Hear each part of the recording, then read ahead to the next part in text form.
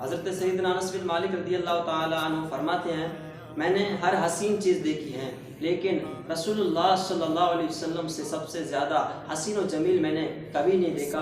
ام المؤمنین حضرت سیدتنا عائشہ صدیقہ رضی اللہ تعالی عنہا فرماتی ہیں رسول اللہ صلی اللہ علیہ وسلم سب سے زیادہ خوبصورت اور خوش رنگ تھے۔ جس نے بھی آپ کی تعریف و توصیف بیان کی اس نے آپ کو چودھری کے چاند سے تشبیہ دی۔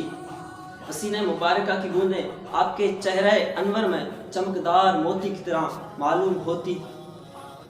حضرت سیدنا جابر بن سمرہ رضی اللہ تعالی عنہ فرماتے ہیں ایک مرتبہ میں نے آفتاب ہدا، محتاب عطا، در بحر الصفا، معدن اتقا، سید الاصفیاء، احمد مجتبی، محمد مصطفیٰ صلی اللہ تعالی علیہ وسلم کو چاندنی رات میں دیکھا۔